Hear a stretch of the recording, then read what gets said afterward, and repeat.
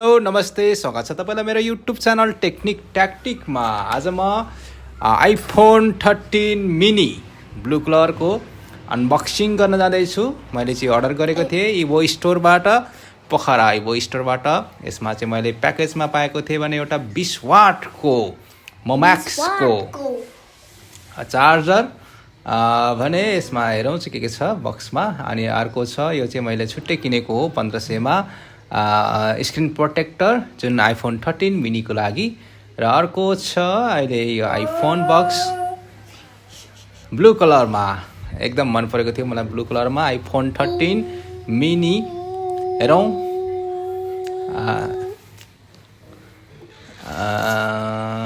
कहाँबाट खोल्ने यसलाई, यता साइडबाट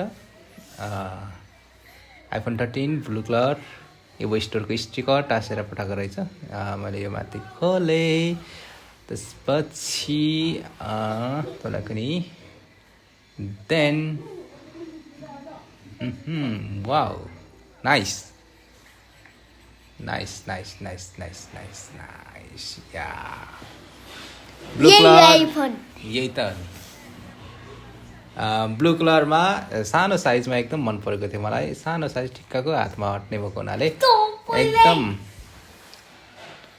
एकदम मन पर्यो मलाई। साइज चाहिँ एउटै सानो साइजमा पावरफुल क्यामेरा, पावरफुल अनि प्रोसेसरदेखि लिएर यसको फिचरहरू एकदमै मैले राम्रो लाएर किनेको, राम्रो लाग्यो। प्रोडक्ट राम्रो छ।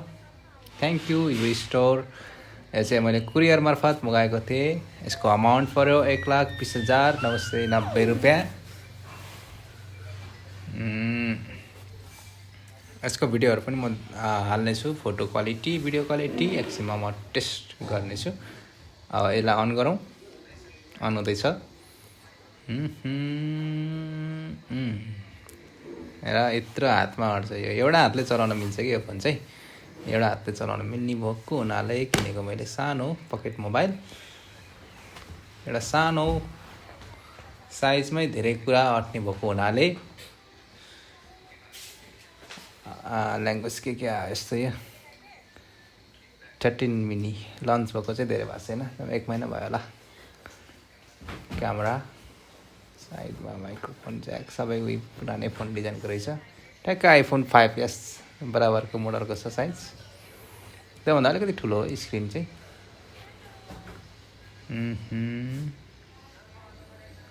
हेलो भनिरहेछ, के भने अहिले यार नेपाल कन्ट्री चुज गरौँ यहाँनिर।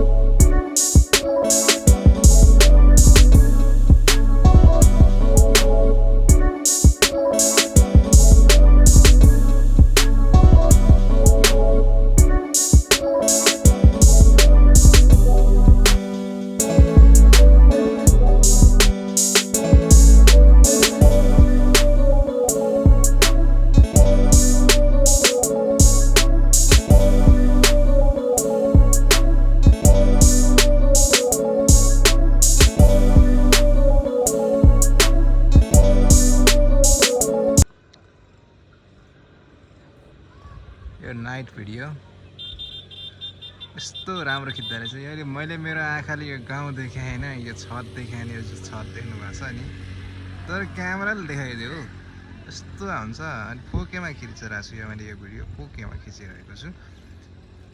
आँखाले देखेको भन्दा त एकदम क्लियर आउँदो रहेछ त। आमा यो जङ्गल पनि एउटा ठाउँमा नै सुकिरहेको छ होइन, जङ्गल र त्यो माथिपट्टिको डाँडा सेम देखिरहेछ। तर आइफोन 11 सरी आइफोन 13 मिनीबाट चाहिँ यस्तो राम्रो क्लियर आयो।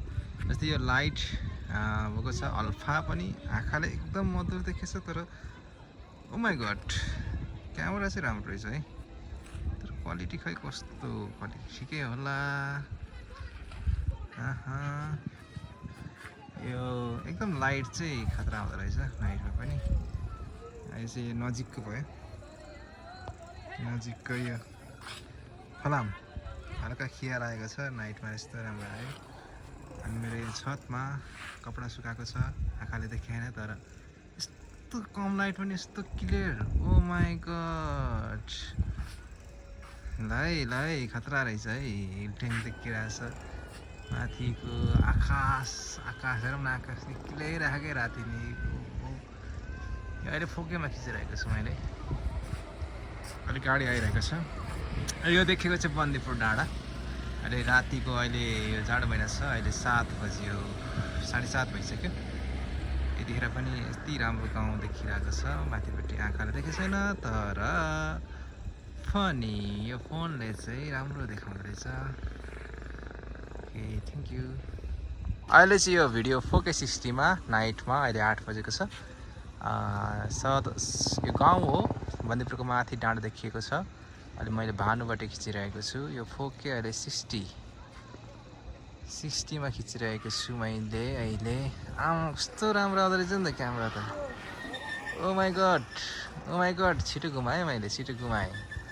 अहिलेको 30मा थियो, अहिले 60मा छ। माथिबाट गाडी आउँदैछ। यो 4K 60मा आयो। खतरा आउँदो रहेछ त। यो नाइटको हो, दिउँसोको भिडियो म भोलि अपलोड गर्नेछु। त्यस्तै म हिँडेँ 4Kमा यत्तिको क्यामेरा हल्लाएर खिच्दाखेरि कस्तो राम्रो आउँछ। तर मैले आँखालाई ठम्मा छैन, तर यो 4Kमा त राम्रो आउँदो रहेछ। लाइट थोरै बढाउँ है त, लाइट बढाउँदा ठिकै आयो। ओके गुड जब, राम्रो। 4K HD 60मा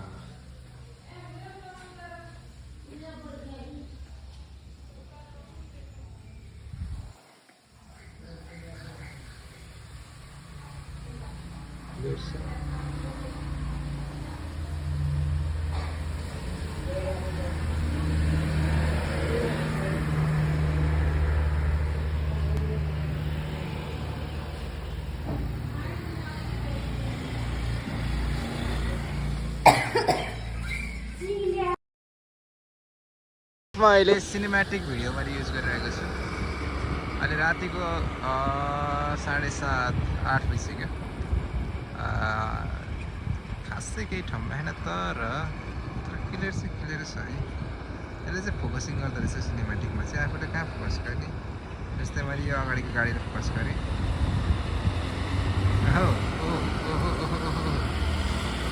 क्लियर छ त। यो नाइटको भिडियो त 13 मिनट फोकस गरेको त फोकसिङ चाहिँ हुँदो रहेछ सिनेमेटिक। मैले बन्दीपुरको डाँडोलाई गरेँ टावर, जुन केबल कार बनिरहेको छ उता माथिको चाहिँ। वी हेभ ट्र्याक लक यो चाहिँ अहिले सिनेमेटिक भिडियो हो। मैले यहाँ लाइट केही पनि बालेको छैन, अन्धकार छ, तर मोबाइलको फ्ल्यास चाहिँ अन भइरहेछ। अलिक छिटो गतिमा है।